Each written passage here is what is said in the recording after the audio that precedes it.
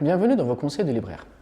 On aspire tous à lire plus, à être des compagnons du livre, à se plonger dans la lecture, à acquérir de nombreux livres. Mais bien souvent, ce vœu pieux reste finalement une envie ou un désir. On aimerait s'améliorer dans notre relation avec la lecture, mais bien souvent on a du mal à passer à l'action. Alors le livre dont on va parler aujourd'hui est justement un livre qui va nous permettre de passer à l'action, qui va nous permettre de découvrir comment est-ce que nos prédécesseurs donnaient de l'importance à la lecture, comment est-ce qu'ils étaient passionnés par la lecture, comment est-ce qu'ils donnaient tout leur temps pour la lecture, comment est-ce qu'ils cherchaient à acquérir un maximum de livres, mais surtout à lire et à relire les différents livres qu'ils avaient, afin justement que leur exemple nous donne l'envie de sauter le pas et qu'on soit de véritables lecteurs.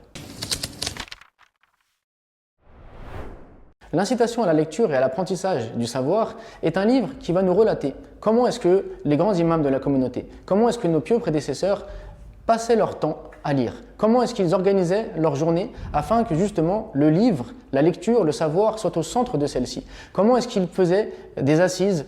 en se regroupant donc avec d'autres personnes de science autour d'un même livre et en plusieurs heures ils le terminaient et puis ils pouvaient le recommencer le lendemain. Comment est-ce qu'ils donnaient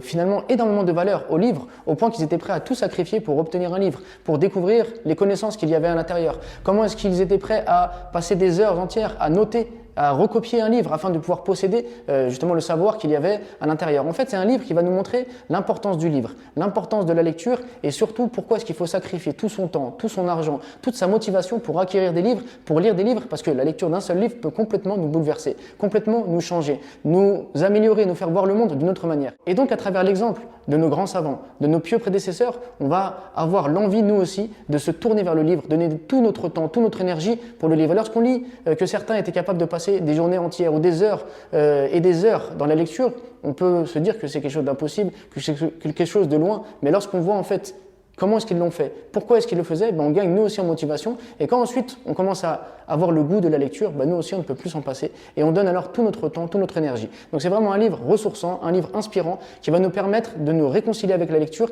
et de devenir des véritables lecteurs, même plus que ça, des compagnons du livre.